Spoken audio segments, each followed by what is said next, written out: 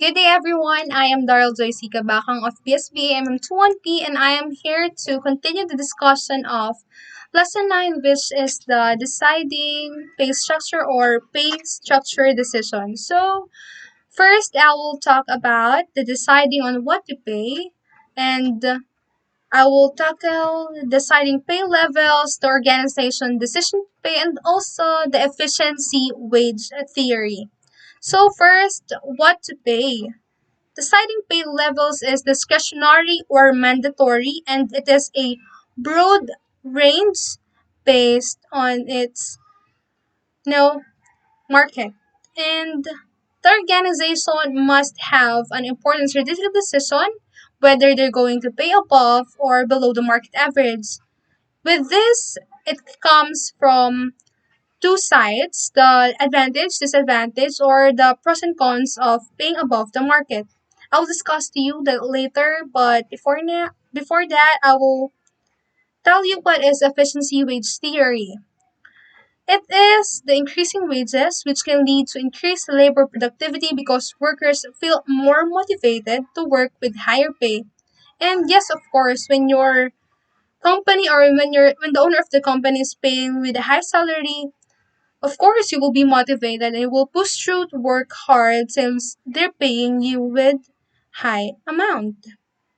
And with next slide, I will talk about the advantage and disadvantage of paying above the market. Of course, when we talk about advantage, it is a good factor and a highlight of paying above the market or paying your employees. One advantage of it is that you, as the worker, will be motivated and must or eager to work hard since they pay you with high salary. And with this, it is the ability to attract and retain the top talent available and help generate positive job attitude. For example, job satisfaction and worker satisfaction, or also the commitment to their jobs, and all of which can translate into a high effective and productive workforce. And aside for this advantage, we have the disadvantage. Disadvantage is that you are not in the level of the market. For example, your competitor is paying just 5,000 and you're paying higher than 5,000.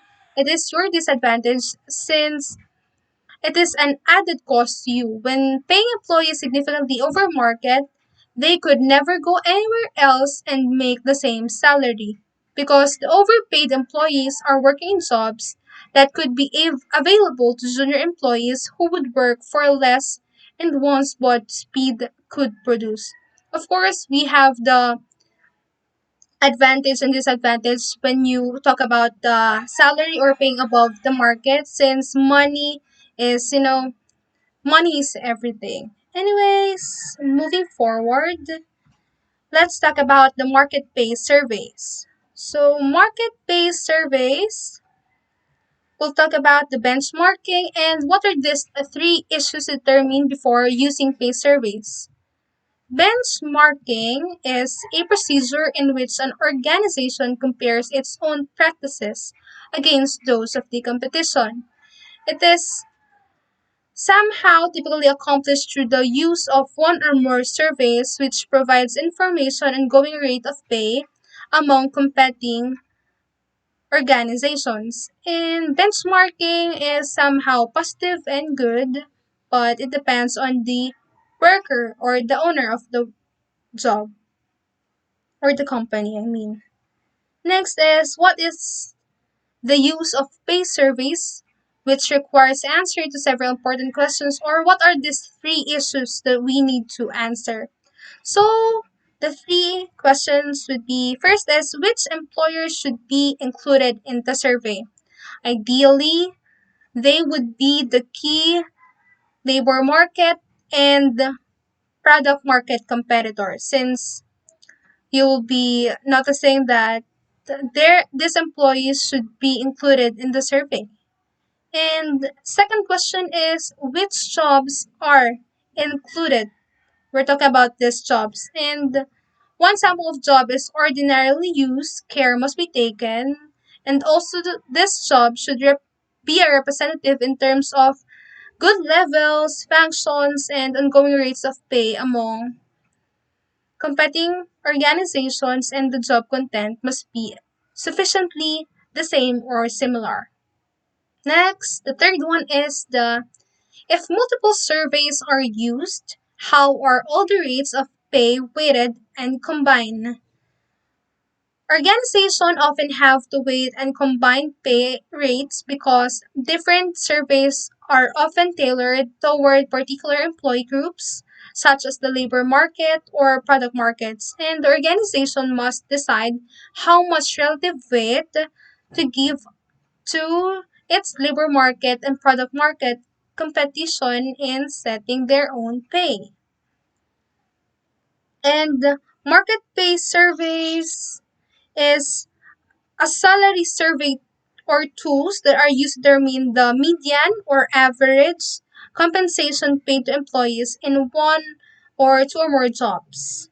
And next is the supporting details from the market pay surveys. This is the rate ranges. When we talk about rate ranges, it is usually used to determine individual pay, employee pay, and defines as different employee, including in same job that may have different pay rates. In rate ranges, it comes in two different sectors, which are the white collar jobs and the blue collar jobs. And when we talk about white collar jobs, they are the workers who known as suit and tie workers or who works in service industries and might work behind a desk in the service industry, while the blue collar jobs are these stereotype jobs or blue collar who engage in hard manual labor. Somehow they call this worker who gets their hands dirty. There are just people or workers who work in the field, such as the truck driver, construction worker, mining, or in line with the maintenance. And when it comes in rate ranges, it may come in different forms, such as their performance, seniority, whether they are trainees or they're coming from promotion. And next is the key and non-key jobs. When we talk about key jobs, it is known as benchmark jobs coming from benchmarking, and it is relatively stable content and perhaps most important to many organizations. And benchmarks have relatively stable content compared to non-key jobs, which are more important or unique to organization. Thus, by definition, they cannot be directly valued or compared through the use of market surveys. And next is how to develop a job structures. In developing a job structure, it is relatively worth of various jobs in the organization based on these types of internal comparison.